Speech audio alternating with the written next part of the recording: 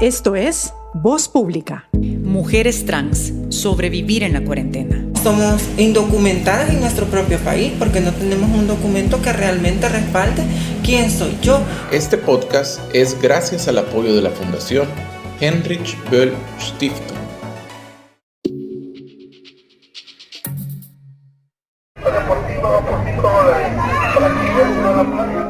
Yo vivo con mi familia, vivo con mi mamá, mis papás y mis sobrinos.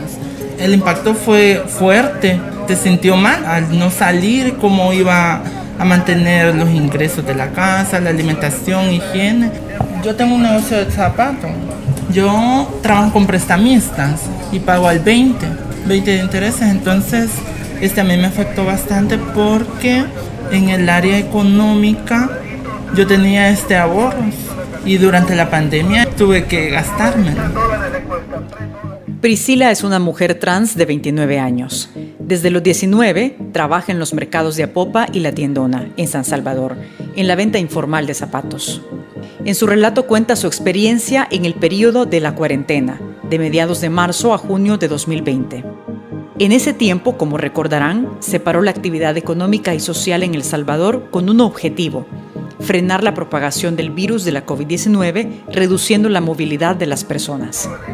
La venta quedó estancada, ya no pude salir a vender. Igual me daba miedo salir por el COVID en ese momento. Me quedé sin nada. Sinceramente, me gasté mis ahorros. Pagué con esos mismos ahorros lo que debía al prestamista. Estar en el mercado, no todos los días se vende igual.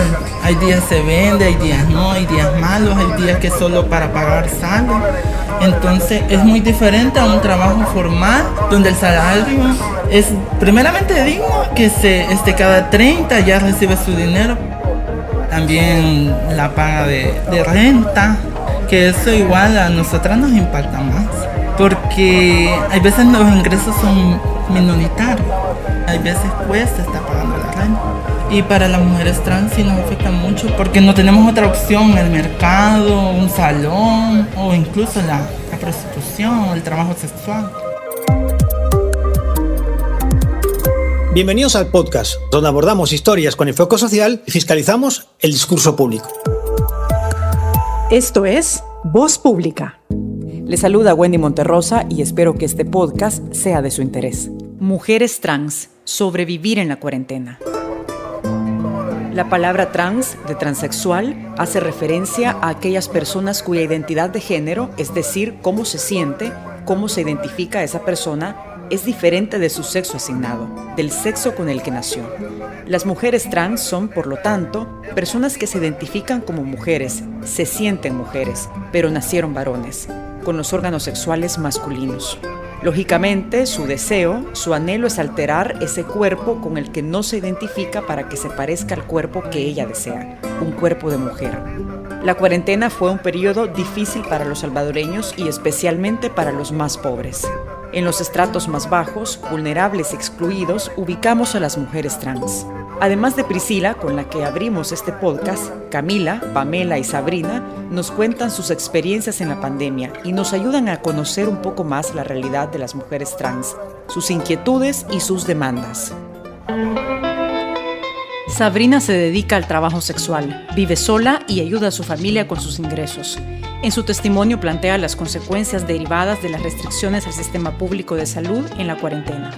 A todas nos afectó, más que todo a las mujeres trans que dependen de un tratamiento por algún motivo, tienen que estar en tratamiento y al no tener el acceso, porque, nos encerraron y ya nadie pudo salir, ¿verdad? Y varias compañeras, debido a que no tuvieron el acceso a tener su tratamiento y que lo abandonaron, fallecieron. Sufrieron bastantes complicaciones. Aparte de eso, que no tenían una buena alimentación. A esas 3 compañeras, como las define Sabrina, se les negó el acceso a tratamientos en el peor momento de la pandemia. Una era una paciente con VIH y las otras 2 tenían enfermedades crónicas. No fueron los únicos casos. Otras 2 mujeres más pasaron una odisea, yendo moribundas de hospital en hospital, cuasi suplicando atención médica. De todo ello da fe, así nos lo cuenta Camila. integrante de la Asociación Solidaria para Impulsar el Desarrollo Humano, ASPID, Arcoíris Trans. De hecho, le di seguimiento a 2 compañeras más que fueron a solicitar atención médica en un estado bien delicado de salud, en estado de recaída, digamos, y que lo único que se les había dado era acetaminofén y unos medicamentos para las infecciones estomacales, hasta que luego hicimos hacer que las internaran de emergencia, porque tenían que ser internadas de emergencia y que ya habían solicitado atención con anterioridad y repetidas ocasiones en el Hospital Sacamín, y no se les dio la atención precisamente por estar en ese momento únicamente con el protocolo de COVID. Se dejó bastante de lado esta parte de la atención de aquellas otras enfermedades crónicas, también la atención para las personas trans, en este caso para mujeres trans, fue bastante decadente. La discriminación comienza en el hogar muchas veces. Sus padres no entienden que ese niño, que ese muchacho se sienta mujer, quiera ser mujer. Sabrina relata su experiencia y la de muchas otras. Porque al principio cuando se enteran nos toca dejar nuestros hogares porque es difícil. Uno tiene que abandonarlo para que, pase el tiempo y ellas puedan analizarlo. Pero en todo eso uno sufre, uno se tiene que ir para la calle y es ahí donde, por la falta de oportunidades, es que toca el trabajo sexual y de ahí vienen las enfermedades, toca estar sometida a un tratamiento. Además de que al llegar a una clínica sufrir discriminación desde el principio, porque uno les pide a las personas, ¿verdad?, que les llame por mi nombre con el que me identifico, y no se puede, este es el nombre que usted tiene. Entonces la discriminación, aparte del virus, yo en mi caso prefería no ir, prefería mejor sentirme mal y quedarme en la casa y no ir a una clínica. Esa misma discriminación la padeció en la calle cuando los agentes no entendían o no querían entender por qué el nombre que ella daba no se correspondía con el DUI. ¿Por qué el DUI con un nombre de varón lo llevaba a una mujer? Igual se sufría discriminación porque como se solicitaba el DUI para salir, igual cuando veían las personas que estaban en la calle, los policías o los soldados, cuando les pedían el DUI, no, usted no váyase de regreso para la calle. A mí me pasó varias veces que me regresaron. Es que este DUI, esto no sirve, mire, ¿cómo va esto con esto? Esto no... Muchas mujeres trans trabajan en la calle y son conscientes del riesgo que representa tanto la delincuencia común como los uniformados, como llaman a la policía y los militares. Camila lo vive de cerca. Hubieron un montón de cambios. De hecho, yo también ejerzo trabajo sexual y cuando entró el plan control territorial, no sé por qué, pero los policías comenzaron a pasar gritando más. Se burlaban o decían buenas noches caballero, buenas noches no sé qué. Sí hubo un cambio, como que quizás les dio la pauta para que pudieran tomar acciones. Siempre hay situaciones, ¿verdad?, que tienen que ver con esta parte de intimidación, con la parte de violencia. Porque de hecho en algunas zonas de trabajo sexual los policías ni siquiera reciben denuncias de las mujeres trans. Con la violencia verbal sí como que hubo un aumento. Y la violencia en general yo creo que siempre por grupos delincuenciales también, ¿verdad? La realidad de El Salvador.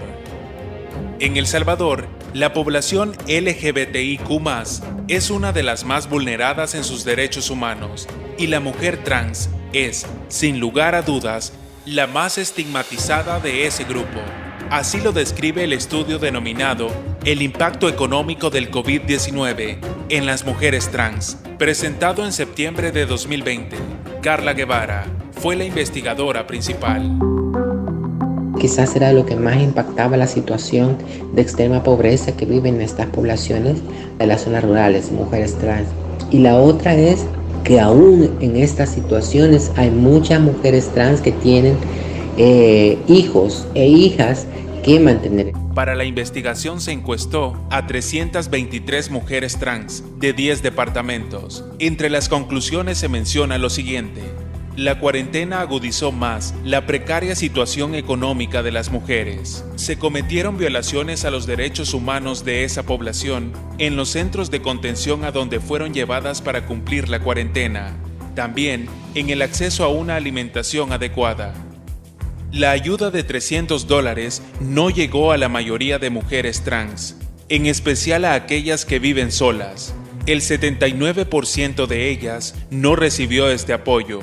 No obstante, gracias al apoyo del Ministerio de Cultura, se logró que unas 30 mujeres, que inicialmente habían quedado excluidas, recibieran ese aporte económico. En la mayoría de mujeres trans, o al menos las que atendemos, son personas que han hecho migración interna y que vienen de otros departamentos a ejercer trabajo sexual en San Salvador y que viven solas, que tienen que alquilar en un mesón, por ejemplo, o alquilar un cuarto. Estas mujeres no se vieron beneficiadas, entonces sí hubo como esa coordinación y se beneficiaron a un poco más de 30 con la cuestión de los $300, pero porque se hizo una coordinación directa con un contacto dentro del Ministerio de Cultura. Carla Guevara insiste en la precariedad laboral que sufre este sector. Apenas un 20% que tienen un trabajo formal. Y ojo, hay que ver que muchas mujeres trans el trabajo formal lo hayan no necesariamente un trabajo que implique tener hasta prestaciones laborales como seguro social o AFP, sino que muchas veces toman un trabajo formal, por ejemplo, trabajando en una sala de belleza. Obligadas por la discriminación que surge desde el seno familiar, muchas mujeres trans son desterradas y condenadas a vivir en la calle. Ante esa realidad, no resulta extraño las conclusiones de un informe de Plan Internacional de 2014.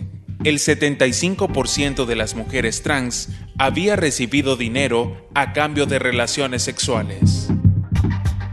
Estás escuchando el podcast Mujeres Trans, Sobrevivir en la Cuarentena. Esto es Voz Pública. Sabrina es parte de la asociación Aspid Arcoiris Trans, una organización de mujeres trans que defiende y promueve los derechos humanos de las personas de la diversidad sexual salvadoreña. Mientras no haya una ley, no tenemos una vida mejor quizá, una vida integral, que nosotras podemos sobrevivir, que nosotras podemos estudiar, que nosotras podamos prepararnos y para hallar un buen trabajo. En cualquier sociedad, superarse, tener una vida mejor, pasa hoy en día por estudiar, por completar una formación académica. Las mujeres trans con estudios universitarios se cuentan con los dedos de las manos. Pamela es una excepción en ese mundo que les mira mal y les ve distintas, les excluye. Terminó el bachillerato en la pandemia y ahora estudia trabajo social en la Universidad Pedagógica en San Salvador. No fue fácil, recuerda una y otra vez, aprender en esas condiciones. Bueno, en general para nosotros las mujeres trans estudiar, y ya cuando empezamos a tener nuestra expresión es bastante difícil, porque ya en el centro de educación te dicen que no puedes llegar así, que tienes que cortarte el pelo, porque por ejemplo en tu parte de nacimiento, si eres menor de edad, dice que naciste niño, o si estás con tu DUI ya te dicen que así no apareces en el DUI, entonces te empiezan a exigir un montón de cosas, pero muchas veces pues terminas decidiendo ya no estudiar, pero cuando querés seguir estudiando a pesar de todas estas como limitaciones que te ponen, es bastante difícil. Cuando empiezan a ver tu nombre y ven una foto, entonces es como que es un choque para los compañeros, que dicen de que por qué se llama así y en la foto no se ve como dice el nombre. Ellos empiezan como a preguntarse y te tratan igual con un nombre que no te identificas. Entonces es de estar como en cada clase diciendo soy una mujer trans, yo no me identifico con ese nombre, me gusta que me digan por el nombre con el que yo me identifico. Entonces es como bien constante. En una ocasión tuvo que acudir a la Procuraduría para la Defensa de los Derechos Humanos para dilucidar un caso de abierta discriminación hacia ella. Algo que puede parecer pequeño, pero que no lo es. Para el carnet también tuve otro problema porque me llaman las de registro y me dicen que tenía que ir como decía en el nombre. Yo le dije, yo no me voy a cortar el pelo para ir a tomarme una foto del carnet.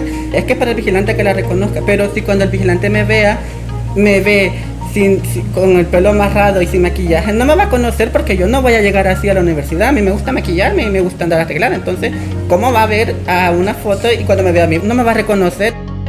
En Aspid pusimos con la PDDH a la denuncia y ya se pudo, y al final dijeron de que fuera como quería. Porque solo me estaban poniendo ese requisito a mí, las demás compañeras pues se tomaban la foto como querían y no les decían nada. La cuarentena en la pandemia, decía el estudio citado antes, agudizó las condiciones económicas. En realidad lo que hizo es más visible, más patente la exclusión de sectores marginados desde hace tiempo. En cambio, el Estado, mejor dicho, los representantes de ese Estado, elegidos muchos de ellos, siguen sin ver o prefieren mirar hacia otro lado cuando de reconocer derechos para las minorías se trata. Las demandas de las mujeres trans, dice Camila, son concretas y puntuales. La aprobación de la ley de identidad, porque el nombre obviamente está ligado a un montón de servicios. Si vas a pasar una consulta, tenés que dar tu documento, ¿verdad? Te llaman según el documento. Al no tener un nombre que vaya de acuerdo con tu identidad y expresión de género, comienzan a haber un montón de vulneraciones y de violaciones sistemáticas, tanto de personas comunes como de instituciones públicas. En el caso del nombre, nos permitiría primeramente ser reconocidas legalmente, porque nosotras somos personas que no existimos, somos indocumentadas en nuestro propio país, porque no tenemos un documento que realmente respalde quién soy yo. Y que cuando entregas un documento, por ejemplo, que tiene un nombre masculino y que tiene un sexo también que no es el que te identifica, te deja en vulneración con uno de los cuerpos que son de los mayores violentadores para mujeres y para población LGBTI, que son los cuerpos uniformados, digamos, policías y soldados. El nombre sí de verdad es importante para que las personas, tanto hombres como mujeres, podamos pasar por servicios de forma más integral.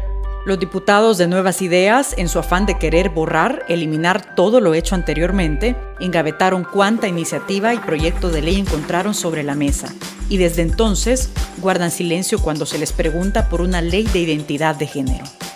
Creo yo que la información no la tienen. El tema de la identidad impacta a muchas personas y que sí existimos en el país. Alegaban de que era una ley que, por ejemplo, no respondía a las necesidades de la población, pero para la población trans sí es de suma importancia. Las beneficiarias directas son las personas trans, ¿verdad? Porque podrían cambiar su nombre. Pero la ley tiene otro tipo de beneficiarios indirectos. Por ejemplo, mis familiares. Yo estoy segura que mi mamá se sintiera mucho más cómoda y mucho más segura dando un documento yo que sí me identifica. Que por ejemplo, si a mí alguien me detiene y yo tengo que presentar mi documento, voy a estar un poco más segura. Para ir a un banco, por ejemplo, para solicitar un crédito en alguna comercial o algo, las mismas personas te preguntan a veces que por qué no has ido a cambiar el nombre de tu documento y no saben en realidad que no se puede. Prácticamente presentamos una carta a la nueva Asamblea Legislativa para que pueda discutir el anteproyecto de ley de identidad de género que fue engavetado por esa Asamblea Legislativa. Camila no cree que el gobierno dé un paso en ese sentido. Ve la realidad con pesimismo. Creo que lo hacen desde su desconocimiento. Creo que también porque es un tema que lo ven desde la parte de los votos a lo mejor, porque como son temas espinosos también que tienen que ver mucho con la moralidad, con que el presidente mismo no se pronuncia ante casos de violencia a poblaciones LGBTI y que el tema LGBTI sea totalmente invisibilizado, ahí dejan un mensaje también, ya están dejando un mensaje de que no tienen el interés de trabajar con y para la población o de crear leyes. En El Salvador no se sabe cuánta población trans hay. Nadie se ha preocupado de contarla, de registrarla a través de censos y encuestas. Hay que remontarse a 2014 a un estudio de Plan Internacional con el apoyo del Ministerio de Salud que estimaba en 2011 el número de mujeres trans en el país. Independientemente de la población, seamos miles o seamos solo pocas, sí, el Estado está obligado a garantizar que las personas trans, tanto hombres como mujeres, tengamos nuestros derechos básicos. Y un derecho básico es garantizar el acceso a la educación, sin privilegios, pero sin obstáculos.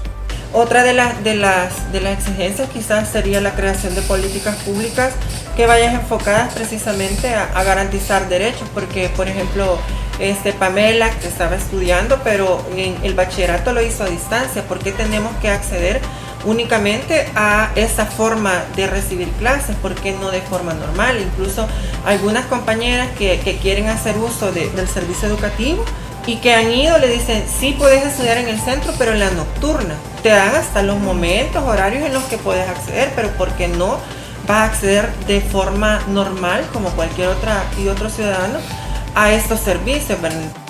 Una demanda en materia de salud, cuenta Camila, es todo lo relativo a la hormonización, la terapia hormonal femenina para inducir en el cuerpo los cambios físicos que coincidan con su identidad de género. La mayoría de personas lo ven desde la parte estética, es decir, querés modificar algunas cosas, pero realmente también está asociado a la salud mental, porque el tener una identidad femenina, por ejemplo, cuando tu físico no te lo dice, genera algún tipo de descontento de manera personal. Sí es parte importante para nosotras que el tema de la hormonización se tomara desde la parte de salud pública. De hecho, hace tiempo, en el 2014 todavía, hubieron casos de compañeras trans que fallecieron a causa de la hormonización o la feminización de manera artesanal, utilizando métodos que no son los correctos, como por ejemplo la ingesta de aceite o líquidos en el cuerpo para tratar de feminizar, ¿verdad? Y no es una cuestión que realmente tiene que ver con la vanidad en sí, sino más bien con acoplar esa parte física, digamos, a tu idea de lo que realmente vos sos. El uso inadecuado de hormonas, el abuso en ocasiones, genera daños en los riñones y en el hígado, al punto que representa una causa importante de consulta e ingreso en los hospitales. En un sector tan vulnerable, si hablamos de salud, no se puede dejar de hablar de salud mental. Las personas trans, por toda esta situación de pensamientos, prejuicios de parte de la sociedad, por toda la negación de derechos que se existen desde la niñez, como ya lo mencionó Sabrina también, el rechazo familiar, el hacer trabajo sexual, estarte exponiendo todas las noches, el ir a un lugar y que te rechacen, todo eso te genera también una carga emocional que muchas veces no se sabe cómo liberar. Y que no hay, por ejemplo, psicólogos atendiendo a personas LGBTI o mujeres trans en los centros de atención. Los efectos psicológicos derivados de la cuarentena no terminaron ni por mucho con el periodo de encierro. No solo se incrementaron las consultas, sino que se siguen atendiendo casos más de un año después. Así nos lo cuenta Madeleine Méndez, comunicadora del Centro Comunitario y Espacio Seguro de Dique LGTBI+, un espacio que, como indica esa sigla, atiende a la población lesbiana, gay, bisexual, trans e intersexual. Tuvimos una alza en esta área porque las personas tenían más padecimientos psicológicos, y no solo personas trans, sino que también población LGBTIQ+ en general. Tenemos una alta demanda en esta área que quieren asistencia psicológica porque tienen diferentes padecimientos a causa del confinamiento que se vivió por la cuarentena. Cuestiones como ansiedad, estrés. Al día de ahora siguen apareciendo más casos, más personas que necesitan la asistencia. Cerramos este podcast con la siguiente reflexión. Algo está mal en un país donde el documento de identidad, nuestro DUI, representa un problema para una población determinada. Una de las dificultades bastante grandes que tenían las mujeres trans es que al no existir una ley de identidad, el DUI era un problema, ya que siempre podía detener a una mujer trans y cuestionarle por qué en el DUI aparecía cierto nombre, pero en su expresión de género pues era una mujer trans. Entonces esas dificultades estaban presentes y han sido una de las cosas que más se registraban, detenciones arbitrarias por esas cuestiones que realmente no tendría que pasar. O como bien expresó Camila hace unos minutos. Somos indocumentadas en nuestro propio país porque no tenemos un documento que realmente respalde quién soy yo. Este podcast es gracias al apoyo de la Fundación Heinrich Böll Stiftung.